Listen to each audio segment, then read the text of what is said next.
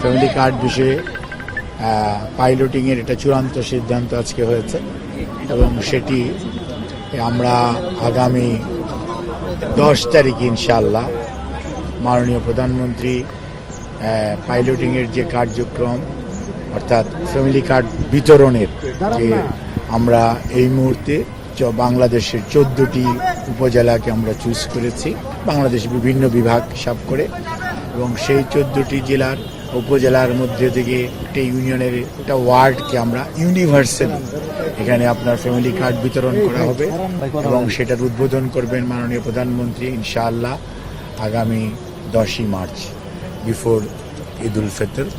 এবং এটা বাংলাদেশে একযুগে ওই দিন 14টি উপজেলার এটি কার্যক্রমটার সূচনা করা হবে এবং এটা কন্টিনিউয়াসলি চলবে এবং এই কার্যক্রম গ্রেজুয়ালি আপনার সারা বাংলাদেশে ছড়িয়ে দেওয়া হবে এবং এটার মাধ্যমে ইনশাআল্লাহ একটা সময়ে যে বাংলাদেশের যারা হতদরিদ্র বলি আমরা অথবা দরিদ্র এবং নিম্নবিত্ত এই 3 শ্রেণীর সুবিধাভোগী আমাদের যে মারা আছেন, একটা পরিবারের যে মা প্রধান উনি ওরা এটার সুবিধা পাবেন সেই পরিবার এবং এর মাধ্যমে আমরা মনে করি যে নারীর ক্ষমতায়ন এবং নারীকে অর্থনৈতিকভাবে স্বাবলম্বী করে গড়ে তোলা এবং নারী যদি অর্থনৈতিকভাবে স্বাবলম্বী হয় একটি পরিবার স্বাবলম্বী হবে এবং আগামী প্রজন্মের থেকে স্বাবলম্বী হবে বলে আমরা বিশ্বাস করি।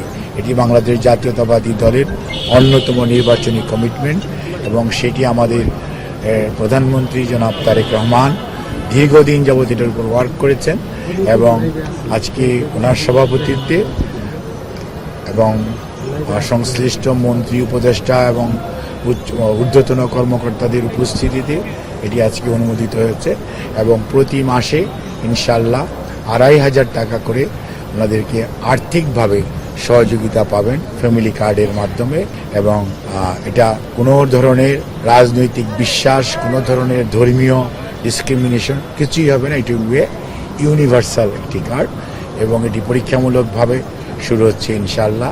কাজে এই ব্যাপারে আপনাদের সবার সহযোগিতা চাই এবং আপনাদের সহযোগিতার মাধ্যমে আমরা আশা করছি যে আগামী আপনার 4 মাসের মধ্যে পাইলটিংয়ের কার্যক্রম শেষ হয়ে যাবে।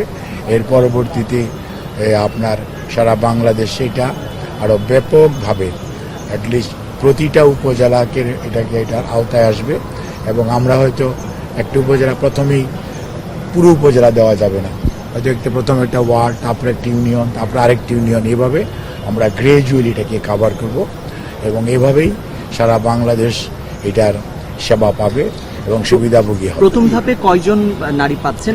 কয়জন হিসাবে না, আপনাকে একটা ওয়ার্ডে যে কতজন পাওয়ার উপযুক্ত ওই কতজনই পাবে। 12,000 কোটি টাকা বাৎসরিক এখানে ব্যয়। এগুলি আপনাকে কে বলেছে 12,000 কোটি টাকা? যাদেরকে প্লিজ যাদেরকে বাছাই করা হচ্ছে সেই বাছাইটা কারা করছেন, প্রক্রিয়াটা কি? বাছাই করা হচ্ছে না, ইনফরমেশন কালেক্ট করা হচ্ছে প্রত্যেক ডোর টু ডোর স্টেপস অ্যাপ্রোচের মাধ্যমে। কোনো অবস্থাতে ঘরে বসে কোনো বাছাই হবে না, বাছাই হবে ফিল্ড লেভেল থেকে। একটা ইনফরমেশন কালেকশন করা হবে এবং কাউকে ডিসক্রিমিনেট করা হবে না, কাউকে বাদ দেওয়া হবে না।